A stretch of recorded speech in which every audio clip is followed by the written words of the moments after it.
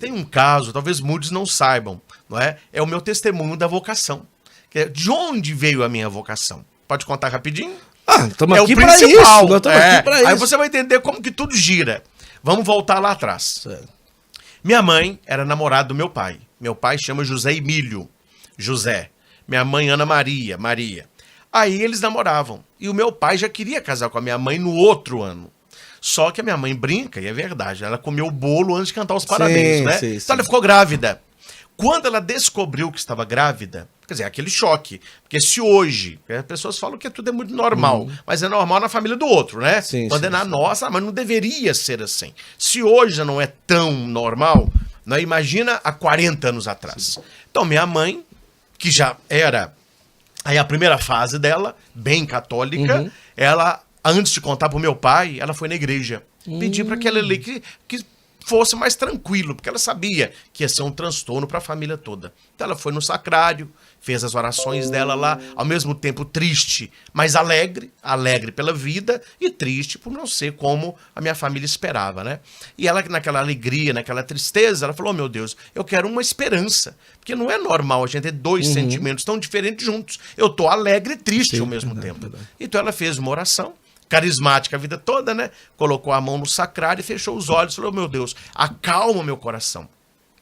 Olha pra você ver, ela descobriu aquele dia que ela estava grávida. Ela disse que ela teve assim, uma visão, uma revelação de Deus, de um padre de cabelo preto, de costas, levantando uma hóstia. Naquela hora, ela falou assim, é menino.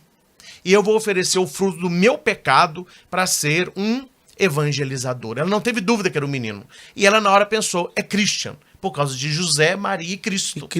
Quando ela estava saindo da igreja toda feliz, estava chegando o padre José Neto, que era o padre da época. Aqueles padres ficavam 50 anos, né?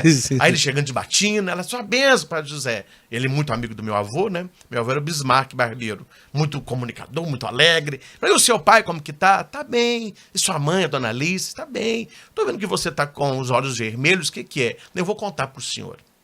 Aí contou pro padre José, que é o padre mais antigo, né? Chamou a atenção, falou, ó, mas é vida, acolha. É presente de Deus. Não era por esse caminho, mas é presente de Deus. E minha mãe, felizmente, falou com ele, não, mas agora eu tô mais tranquila. Eu entreguei o Christian para Deus. O padre José falou, mas como você sabe que é menino? Não, eu rezei e vi um padre celebrando a missa de costas. É o Christian.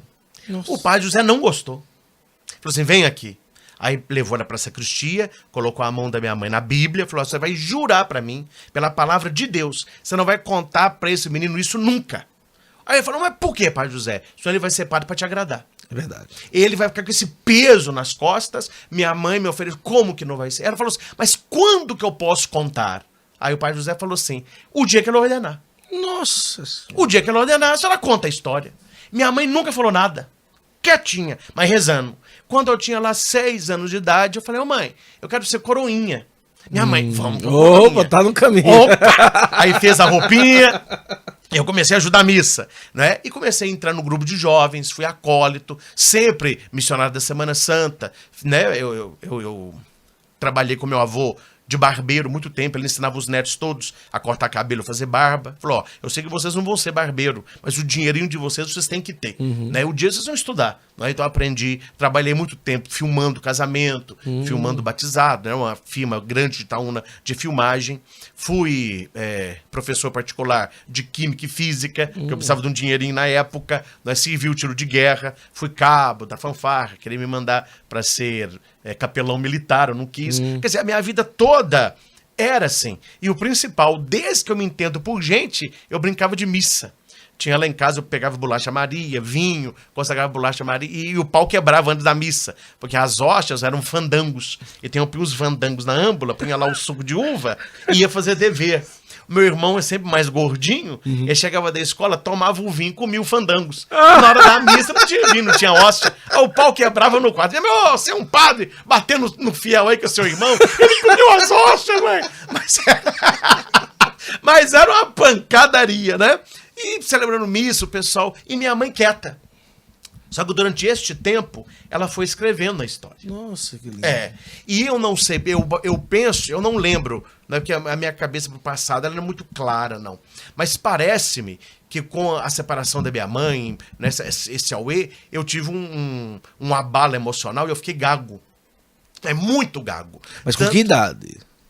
Aí eu tinha 14, 15, foi nessa época, né? É tanto que o pessoal não sabe, mas eu fui... Mas não coincidiu com a questão da separação do pai com a mãe, já foi antes. Um pouco antes. Um pouco antes. Porque já tinha outros fatos, entendi, ele sabia que ia terminar nisso.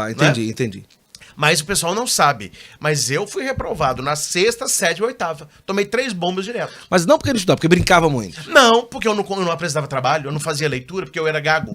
Nossa. Aí eu ia perdendo nota. E quando o pessoal ia fazer grupo de estudo, eles não me chamavam. Porque eu era gago, mas gago mesmo. Não é gago falar assim. Aí eu ficava isolada, a professora... E o quanto que sofria também. Nossa Se hoje senhora. se fala de bullying, naquela época... Não, nem podia tudo.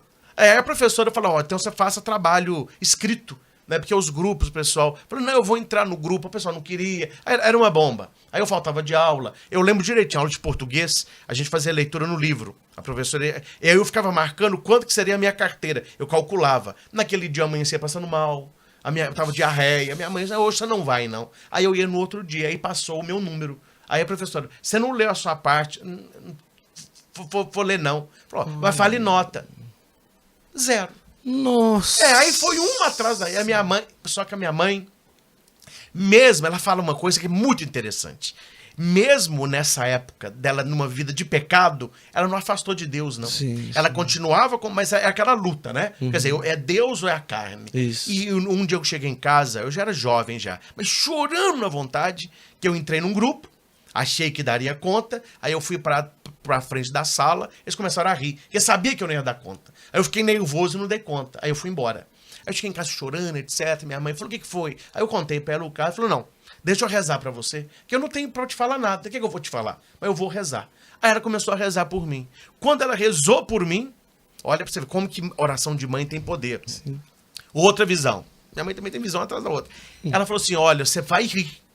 Você pode rir da sua mãe, pode criticar, eu sei que você vai fazer isso, porque você vai falar que é mãe é coruja mesmo. Mas um dia vai se cumprir. Eu vi você falando perfeitamente, pregando com autoridade, com a multidão na Canção Nova.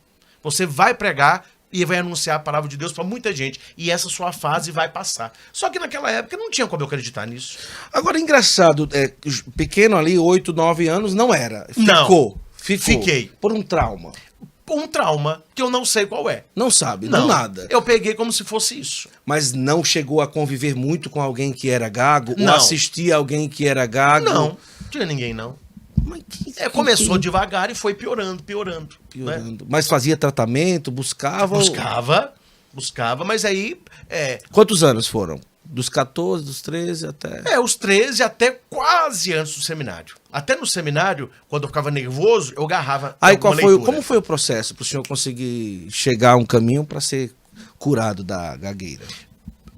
Eu falo que são 2 caminhos. Quando eu fui para O senhor acha que alguém fica curado ou até hoje o senhor usa técnicas para não correr perigo de voltar, ou não? Eu não lembro disso mais. Não lembra mais? Não lembro mais. Ah, tá. Mas foi um processo... Foi um processo de cura interior, que eu fiquei muito amigo da Renovação Carismática em Mariana. Certo. Quando eu fui fazer filosofia em Mariana, eu me sentia assim um pouco sozinho, porque é longe de estar num clima lá mais fechado, né? Sim. E eu até falo hoje com seminaristas que eles devem fazer o que eu não fiz.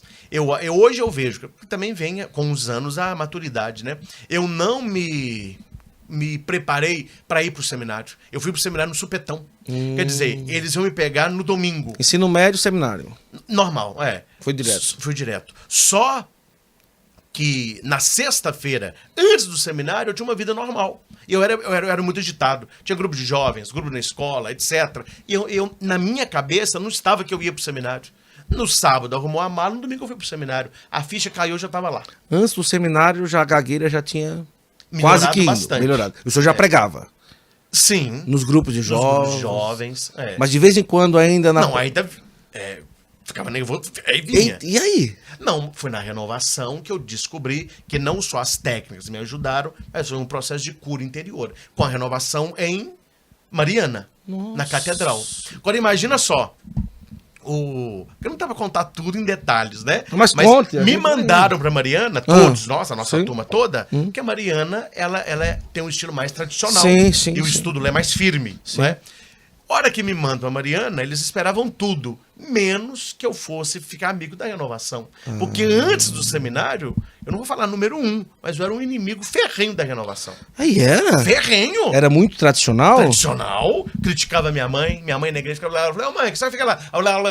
Pra que isso? Mas naquela época não tinha muito como se tem hoje, uma linha mais tradicional. Era tradicional em que linha, então? A linha litúrgica.